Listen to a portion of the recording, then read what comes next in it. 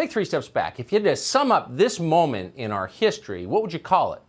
Maybe the age of fraud. Tucker Carlson has long been a lightning rod in American media, known for his sharp commentary, controversial takes, and high ratings during his primetime run on Fox News. Once the network's biggest star, Carlson represented the voice many conservatives turned to nightly, until his sudden departure in 2023. Now, on the outside looking in, Carlson is breaking his silence in ways that have stunned viewers and rattled former colleagues. With a mix of biting sarcasm and candid frustration, he's publicly accusing Fox News of manipulating its audience with coordinated narratives and what he calls blatant propaganda. Today, we're taking a look at Tucker's scathing criticism of Fox News and the brewing fallout that's capturing the attention of the media world. Fox's golden boy turns against the network. So what is that? That's not by popular acclaim. That's not like their viewer surveys. Like, we need a lot more Mark Levin. Less Jesse Waters, more Mark Levin. Mark Levin! What they're doing is what they always do, which is just turning up the propaganda hose to full blast and just trying to, knock elderly Fox viewers off their feet and make them submit to a new world. Tucker Carlson didn't just work for Fox News, he was arguably the face of it. By the time his nightly show hit its stride, Carlson was pulling in over 3 million viewers a night, topping cable news ratings and influencing political discourse well beyond conservative circles. His sharp monologues and combative interviews became a staple of the network's brand. But behind the scenes, tensions were brewing. Carlson was known to chafe against executive decisions, resist editorial oversight, and criticized what he viewed as hypocrisy within the organization.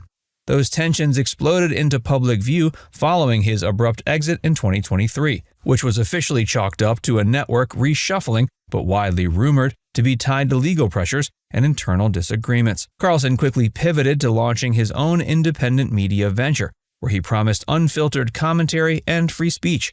That promise now includes open criticism of the network that once made him a household name. In one recent interview, he expressed his disdain for what Fox has become, saying, quote, "What they're doing is what they always do, turning up the propaganda hose to full blast." Carlson's commentary makes it clear that his concerns go beyond personal bitterness. He points to what he sees as a pattern of the network amplifying certain voices, not because viewers are asking for them, but because they align with executive agendas. Quote, "That's not by popular acclaim," he quipped, mocking the notion that changes in programming were based on feedback. Quote, "It's not like their viewer surveys were saying we need more Mark Levin." The implication is clear. Programming decisions are being made top-down to drive a certain narrative, not to meet audience demand. His tone is both incredulous and biting. The sarcasm drips from his voice as he impersonates viewers supposedly clamoring for specific shows. But the punchline is darker than the delivery suggests. Carlson believes Fox is actively manipulating its audience, especially older viewers, whom he says are being overwhelmed with a fire hose of biased content designed to reshape their perceptions. A carefully crafted audience machine. Former Fox News host Tucker Carlson has now admitted one of the things that we all know to be true about Fox News, which is that Fox News is a propaganda machine specifically designed to manipulate older folks into submission. Carlson's accusations take aim not just at the personalities being promoted, but at the broader machine behind them. For years, Fox News has relied on a highly calibrated formula to maintain ratings and drive influence, an intricate balance of outrage, repetition, and emotional appeal. Carlson now argues that this formula has become more aggressive and more controlling, especially after the departure of dissenting voices like his own. He accuses the network of treating its viewers not as citizens to be informed, but as targets to be conditioned. Quote, "They're trying to knock elderly Fox viewers off their feet," he said, describing the strategy as an assault on independent thinking. That phrasing paints a picture of manipulation rather than information, where the goal isn't to educate but to exhaust and dominate. The criticism echoes what many Fox critics have long argued, but Carlson's perspective carries a unique weight due to his insider knowledge. Carlson is not shy about suggesting what his viewers see is the result of deliberate planning, not spontaneous journalism.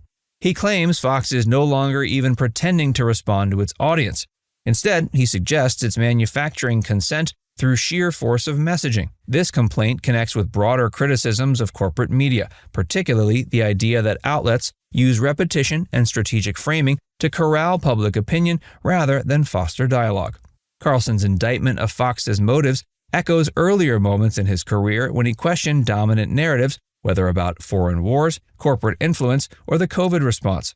This time, the target is closer to home. He knows the demographics, the strategy, and the internal meetings.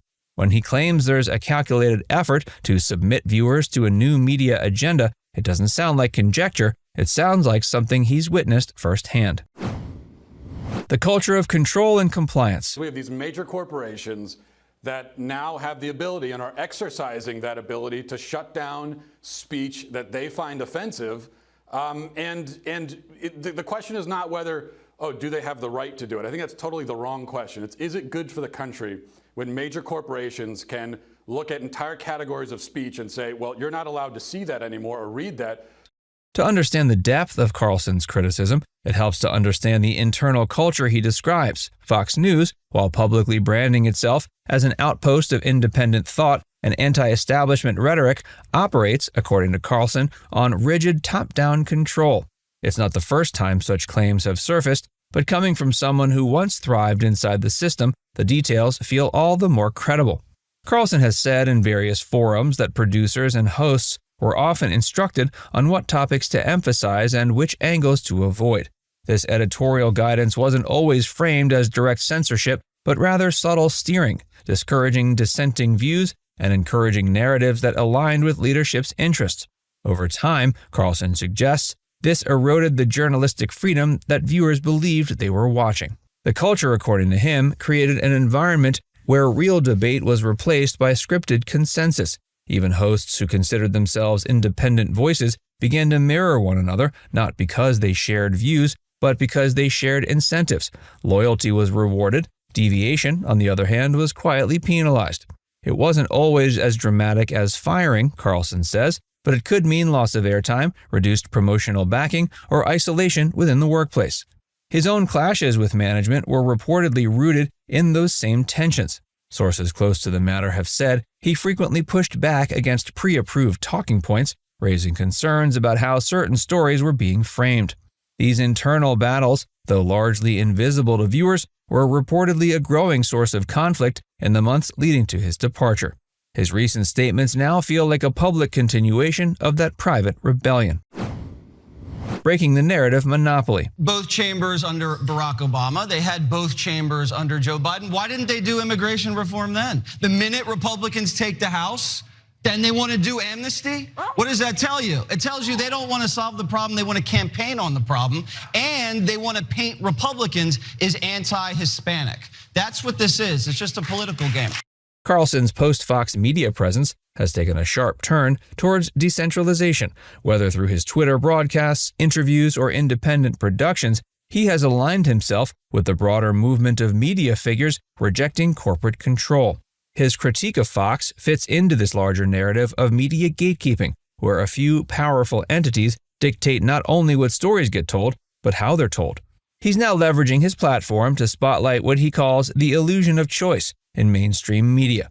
The idea, he suggests, is that viewers think they're selecting among varied voices when in reality they're being offered different flavors of the same approved message. Carlson views this as especially true within Fox, where a rotation of conservative personalities provides the appearance of debate but rarely strays from the party line.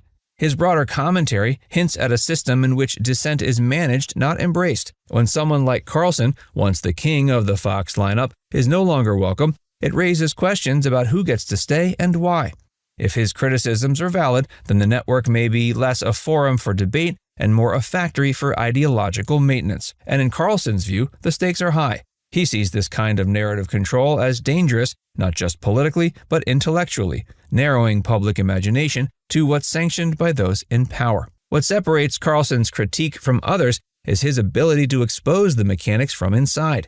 He's not theorizing about how networks might operate, he's describing what he says actually happens behind the scenes.